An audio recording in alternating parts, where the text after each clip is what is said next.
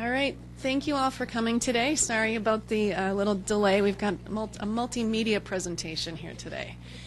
I am pleased to introduce Alena and Marcia Galan. Alena has MPS VI, and she and her mother, I first met them about 4 years ago when they traveled here for one of my research studies, and they've been graciously coming every year since then, and we've talked about doing this each year, and I'm happy that we finally got it arranged. They have both been giving presentations on MPS VI across the country for family groups, at medical schools, pharmaceutical companies. Alena has even won awards for videos that she's done related to this. And so I'm really looking forward to the presentation, and I'm hopeful that hearing about their journey will help us all take better care of patients with chronic diseases. So, thank you. Sorry. Okay, so I'm going to introduce Alena, and first I'd like to give special thanks to Dr. Holgreen for inviting us here today, and for all of you for being here to hear Alena's story. We are thankful for all the research and strides hospitals such as yours are making to find new drugs and treatments so that who even just a decade ago had a bleak future can now enjoy a much brighter and healthier one. BioMarin Pharmaceuticals has made those strides in the area of enzyme replacements, particularly with those with lysosomal storage diseases such as Alena's MPS type 6. It is my hope that seeing Alena today will make it that much more worthwhile and challenging to you in your life's work to seek out and question what doesn't seem exactly right and look further than what you see or know. My daughter Alena is alive today, not only as an example of how fortunate and lucky she is because of what translational genetic research was able to accomplish. You see, Alena received the gift of a life she would not have had if not for those who have made the difference in her life.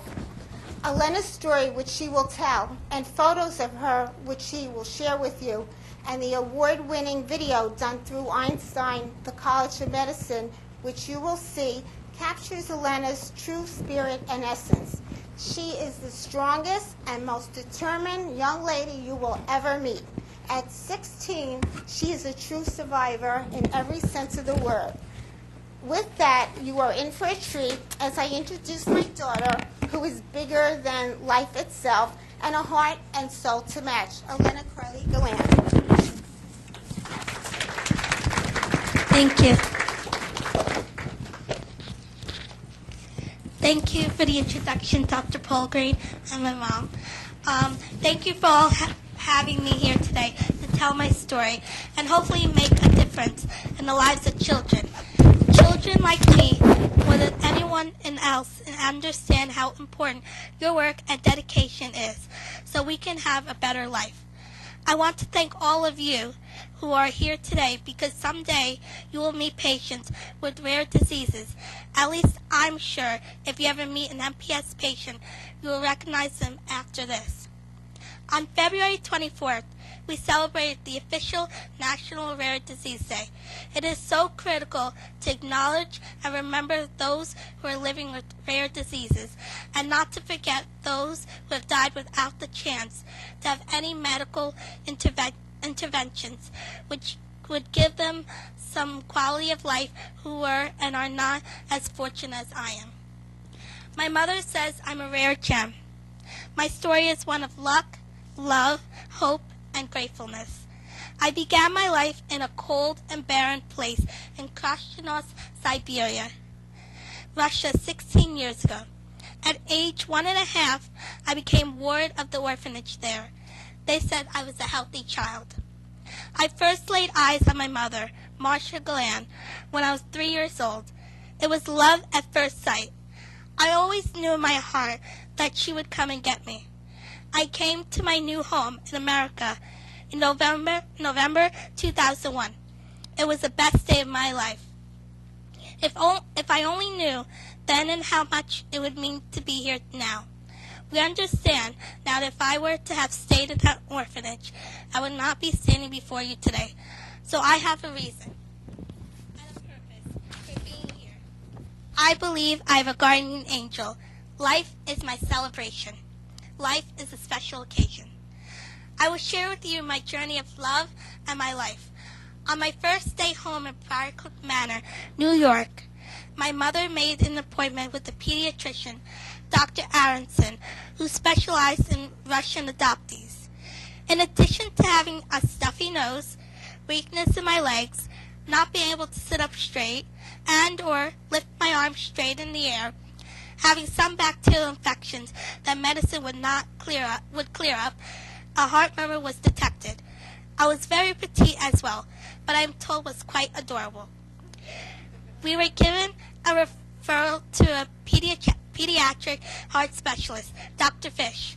My mother thought nothing of this. She thought that lots of kids have heart murmurs, and everything else was due to malnutrition and being in an orphanage. Many children who are adopted are small in size, but catch up over time. What I am about to tell you is how I know I have a guardian angel. Dr. Fish saw me and recognized something. He had treated another family with a child diagnosed with MPS. Now that is rare. Dr. Aronson called my mother and suggested she take me to see a geneticist because she thought I may have some syndrome. We made an appointment with Dr. Robert Marion 7 weeks after I came home, and on that fateful cold day, January 24th, 2002, I was at that time given a sentence of not life, but a slow death. But guess what? There were trials that were soon to be beginning for enzyme replacement, and guess what? It was my missing enzyme. We found out I had MPS VI, also known as mucopolysaccharidosis.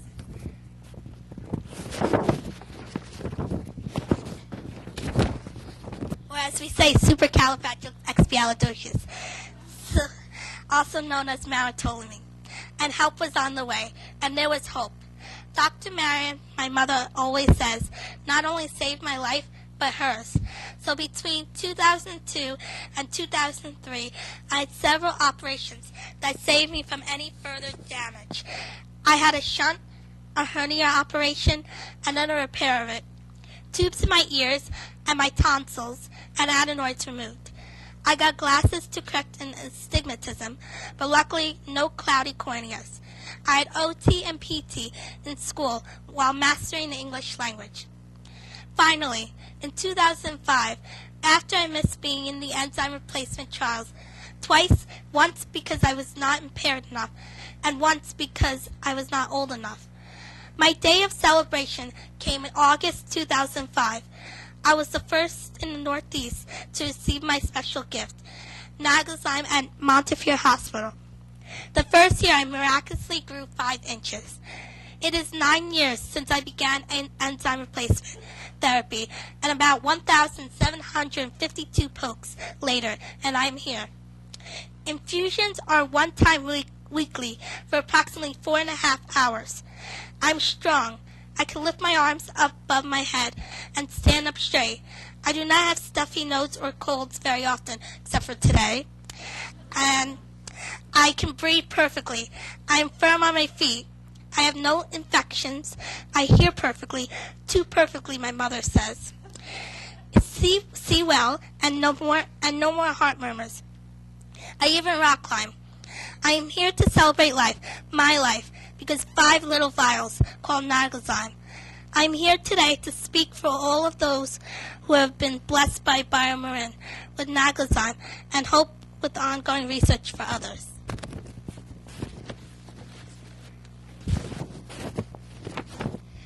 For hope for those in research for others who are so in need of other enzyme replacements that they too may soon have a brighter and healthier future. I am here today as an example of translational medicine that made it possible to engineer and replicate what my body doesn't.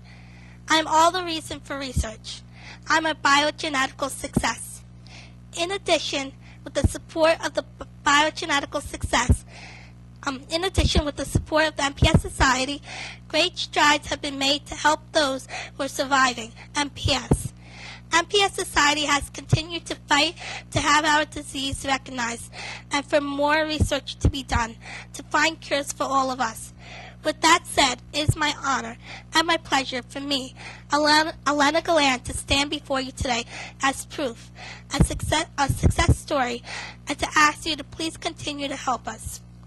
I'm grateful to be here today to share my story. Great strides by the medical profession are being made that continue to unravel the genetic substances and codes which make us who we are. So different, yet so alike. So cures can happen for those like me who are missing just one thing that can take your breath away. I have a great life. I'm in 10th grade and a good student with good grades. My ambition is to become a doctor and to continue to sing professionally. I'm a Girl Scout who earned the Silver Award, and I'm going for the Gold Award. I'm in many theater productions. I do speaking engagements about MPS VI for doctors, other organizations, and anyone who will listen as well. I also volunteer at a local assisted living residence so I can give back some of my time for all I am grateful for by helping others. In addition, I do sing events.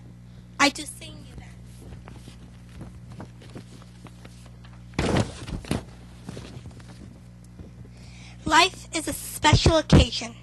I want to take a moment to thank the person who has been the most special to me in my life, my mama. She is my true guardian angel. She is the one who makes it possible for me to shine, to have hope and faith, and also how to shop. Love you, Mama, and I'm your healthy girl. So now, let us begin my story.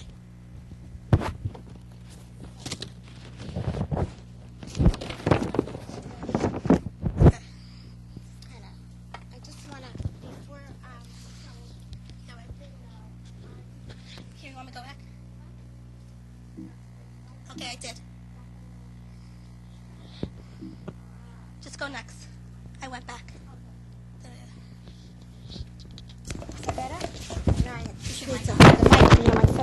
Okay, I should just plug this thing in. I'm not as good as Alena at this. Before we show the video, I just wanted to go through this a little bit, and it really is about mucopolysaccharidosis. It's type 6. It's also known as Marcia-Galan syndrome, and it's a group of rare genetic diseases, one of approximately 6,000 rare diseases that have been identified. It occurs in about 1 in 340 live births. It is thought to affect only 1,100 people worldwide. And those are statistics from BioMarin, and actually that's the numbers that we have at this time. It's a storage disease, and it's because of a defect in the gene which causes the body to make an enzyme called aerosulfastase B. I know you all know that, right? Okay, because I can't even say it. The body produces none or little of the enzyme. Aerosulfastase B is necessary for the body to break down substances called glycosaminoglycans, GAGs. That's much easier. Also known as the mucopolysaccharides.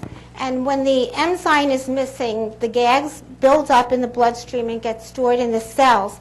The result is progressively worsening, damaging to multiple organs.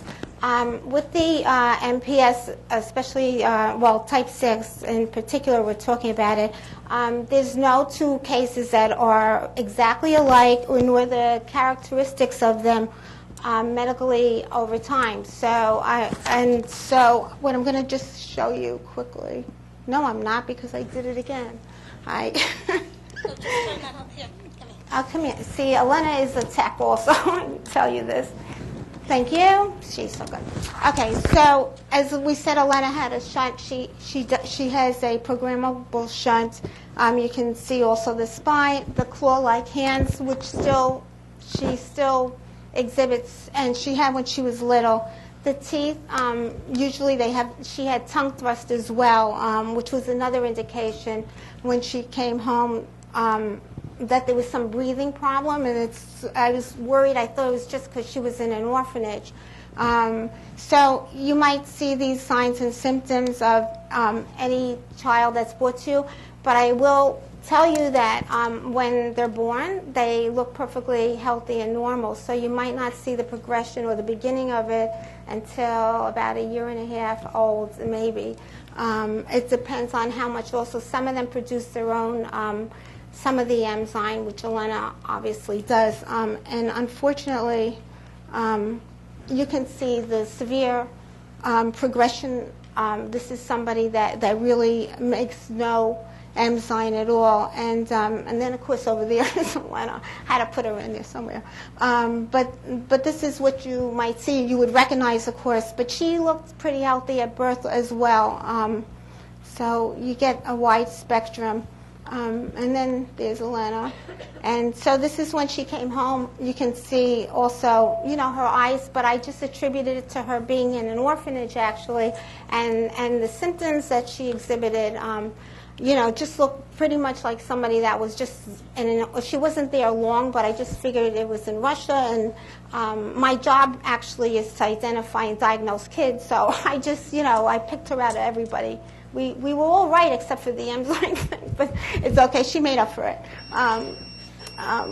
And so here's when we came home, and she was really very little. So I had time to have a little baby because she was 3.5 actually there.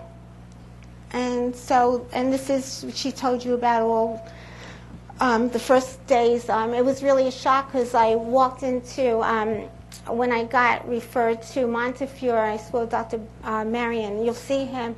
I sat with her, and I was told that she was peaking and she would be dead within the next 5 years. So it was like really an incredible moment. And sure enough, and I'll tell you more about Dr. Marion, really saved my life before he saved her life. And the enzyme was on the way, and she has been lucky. So she exhibited all these things. And like I said, I thought it was just the orphanage. She was weak. She had a distended stomach. I mean, there were just things that you might just assume were from just not being mobile. But every way else, she was incredibly quick and fast to learn. So we sort of ruled out right away the other MPSs. When I was told she had MPS, there's 7 different forms of it. And she's actually lucky. Huh? The joints are affected. Your joints, yeah. So, and this is, she started getting her first infusion.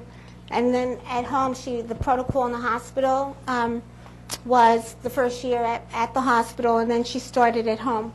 And I'll tell you later about what we do. Here's where I screwed this up. I had this up. And this is pretty much, that's her guinea pig, by the way. So the way we dealt with her getting her first infusion, she wanted a dog. And I said to her, well, you're too little for a dog. How about a guinea pig? And it worked. When you get bigger, you can get a dog. Well, we didn't get a dog.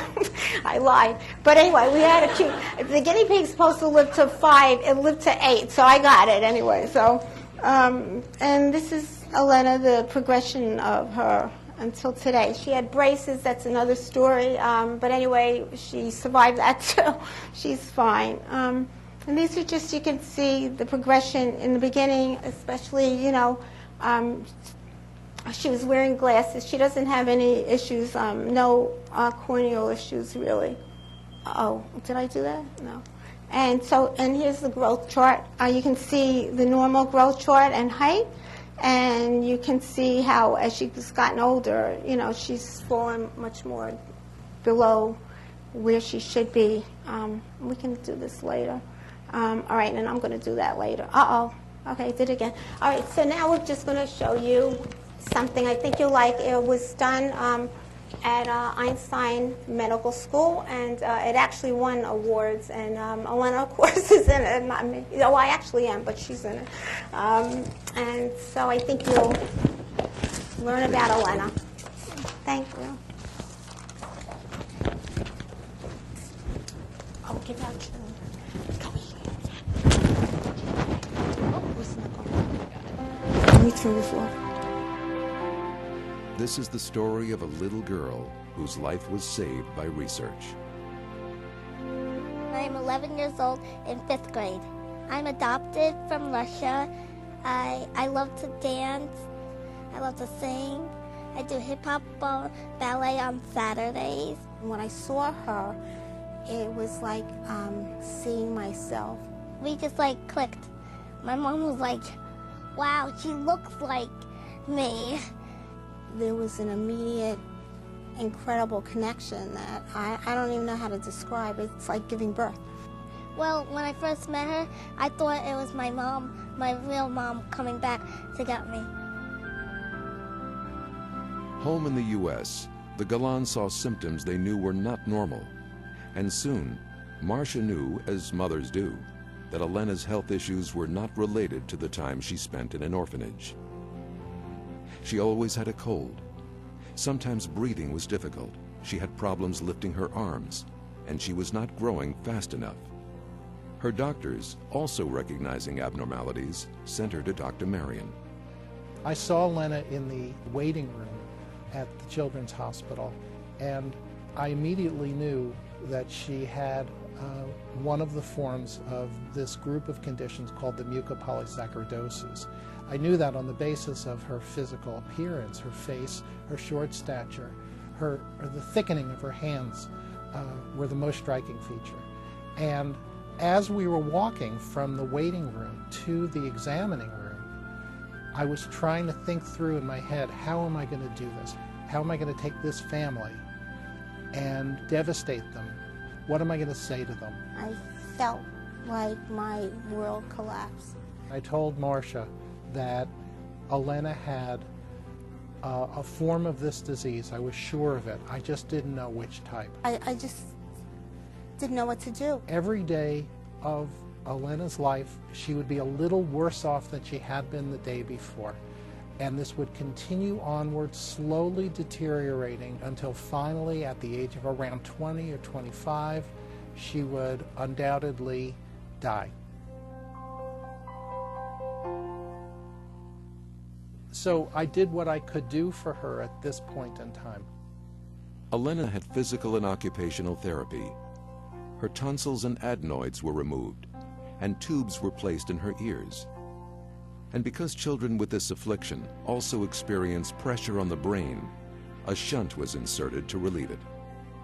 But that was really all we had to offer Alena at this point. Soon after Alena had the diagnosis made, I knew that there were clinical trials starting for enzyme replacement therapy for this condition. Dr. Marion gave me that hope that I really lost. I just didn't have it for myself. I owe him everything for that. Within a couple of months of the time that the drug made it to market, we were able to start treatment with her. And she was the first child in the northeast part of the United States to be treated with naglazine. On every Monday, I get an infusion. The infusion I have to take for the rest of my life once a week. It used to be on Thursdays, but now it's Mondays. And the treatment is miraculous. She has an infusion of this medication, and she starts growing. The first year, she grew 5 inches.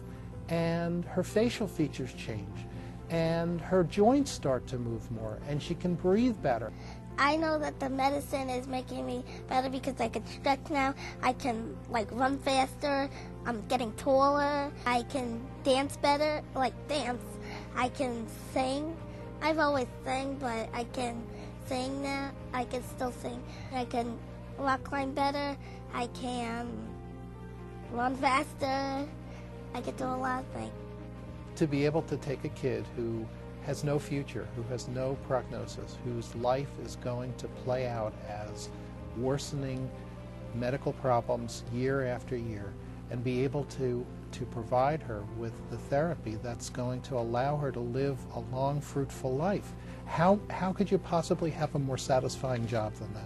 I know she's going to be fine. She's had angels and guardians and Dr. Marion, who really changed our life and is part of a destiny that I'm glad to be part of. Dr. Marion is very sweet. He helped me so much, and I love him.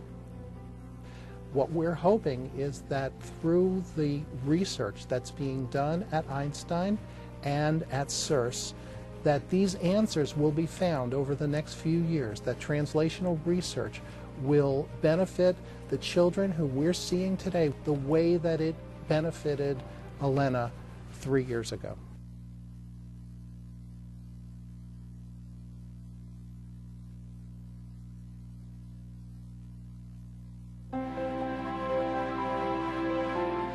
This is the story of a little girl whose life was saved by research. I'm 11 years old in fifth. Yeah. So that's her video. Can we go back to the PowerPoint? I just want to do one thing, and then we're going to give out your bubbles. So you're going to sing? And then Alena has a surprise for you, by the way. So, oh, thank you. It's in the right spot. Okay, so she just turned 16, and we had, of course, we make the favors, and it was nice. Anyway, that's her. No, this is the wrong. Sorry.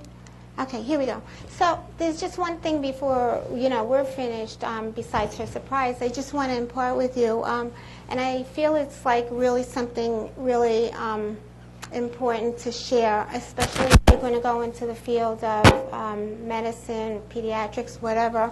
And I with Alena, when I found out what happened, and she was pretty astute about it, very astute, and the first time I told her there was medicine on the way, she was like 4, I think, just about 4, and I was driving, and she asked me, she's sitting in the back of the seat, and she says, well, is it a shot or is it a pill? I almost like fainted, like, who asked that? So I told her at that time I didn't know, and so by the time she got the enzyme, she was really well prepared, which I think is so important to help parents get ready to deal with their child, with even if it's not MPS. But we celebrated. It became a real celebration, a real ritual. She had parties every week. Every week was a party, and she got a special little gift, whatever it was, because what I wanted her to do was associate the time of celebrating life much more so than the pain of getting that infusion, which is incredible because she doesn't use any embols. She used to put tons on until her veins constricted, and then she threw it away. She doesn't have a port, nor do you want her? Oh, I don't want her to, because you don't want anything more stuck in your body than you have to. But anyways, she's good with that. But it became a real celebration, and she got whatever food she wanted. She didn't get the dog, that's all. But she got everything else, let me tell you. And so that was something that we did. So when her medicine comes every week, we just kiss it and say, thank you, Marin, thank you, God. And that's what we do. And also when it's not just the patient you're treating, it's the family. And it's so critical that you really can deal with listening to them, which is so important, and be sensitive. I could tell you some stories, I won't. But I think it's really important how you deal with the parents. You might not be comfortable with it either. Go get somebody to help you. I'm a clinical counselor. Get somebody that's comfortable. Just because you have a title doesn't mean you're comfortable about something. And if it's not something you feel adequate in doing and sharing, ask somebody to be with you or to do it for you. Just be there. Yeah, and the thing about it, if you have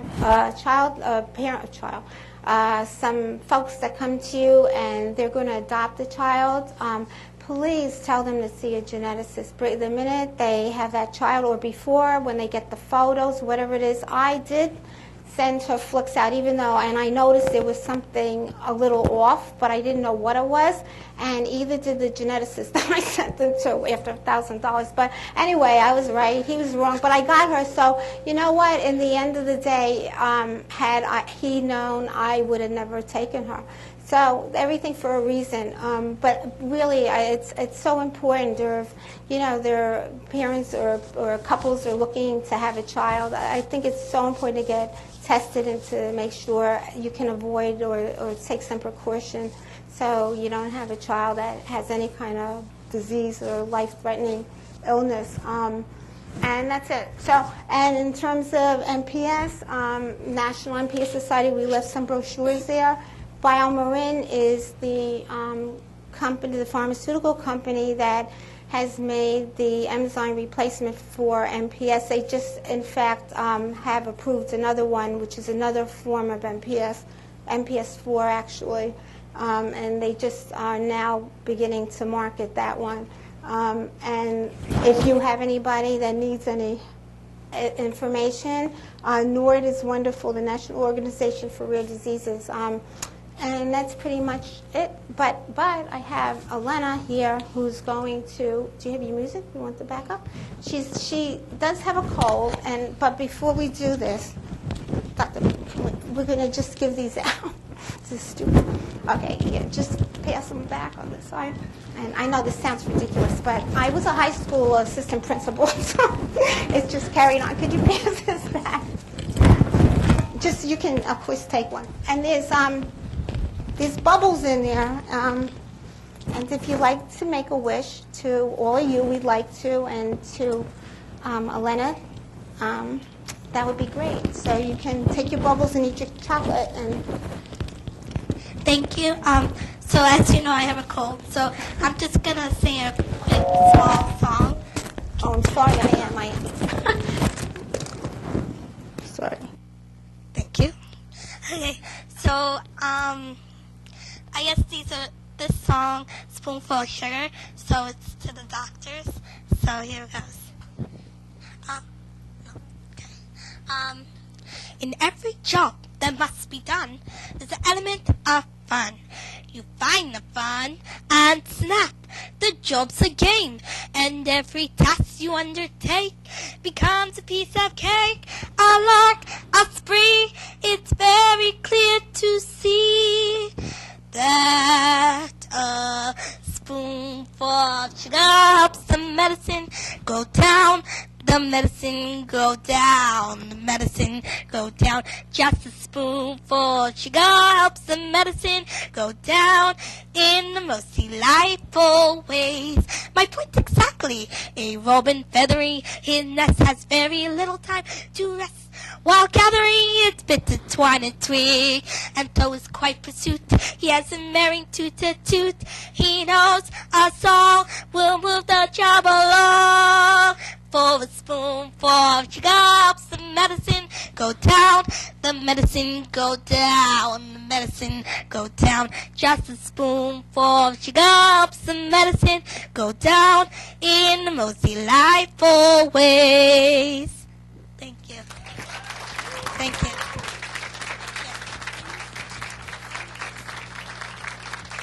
All right, so I guess now I'm gonna try and sing. I'm gonna sing "The Climb" by Miley Cyrus. So here it goes. Okay. Yes, this is my song because it's about keep on moving and don't ever stop. So here it goes. I can almost see it, that dream I'm dreaming, but there's a voice inside my head saying you'll never reach it. Every step I'm taking, every move I make feels lost in no direction. My faith is shaking, but I gotta keep trying, gotta keep my head held high, 'cause it's always gonna be another mountain, I'm always gonna wanna make it move, always gonna be an uphill battle, sometime I'm gonna have to lose. Ain't about how fast I get there, ain't about what's waiting on the other side. It's the climb, the struggles I'm facing, the chances I'm taking, sometimes might knock me down, but no, I'm not breaking. I mean, I know it, but these are the moments that I'm gonna remember most. Yeah, just gotta keep going, and I gotta be strong, gotta keep my head held high, 'cause it's always gonna be another mountain. I'm always gonna wanna make it move. Always gonna be an uphill battle. Sometime I'm gonna have to lose. Ain't about how fast I get there. Ain't about what's waiting on the other side. It's the climb. Yeah, yeah. Thank you. Thank you so much.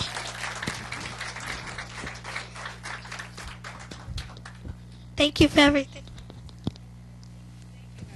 That was beautiful. Does anyone have any questions for Marcia or Alena? Yeah. So, Lena, thank you for coming. I think on behalf of everybody in this department, we're happy you're here. That's why we're all here. So this is good. What drives you the most crazy about dealing with your doctors? What would you could tell everybody in this room one thing that drives you nuts. What is it that we do that drives you insane? Like people I don't know, or Yeah, any doctor. Doctor you've never met comes in and does something that you really wish. God, why do they have to do these things all the time? that's a hard question.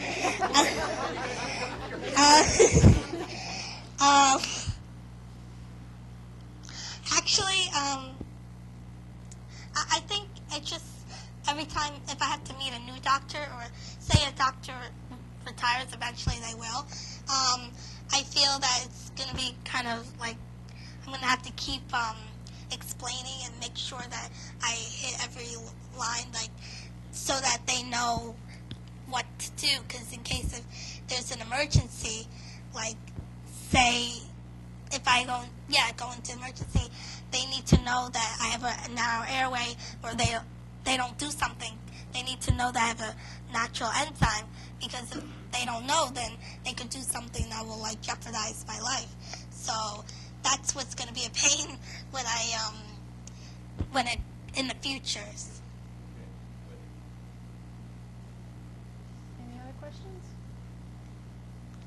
All right. Well, thank you. Thank you so much.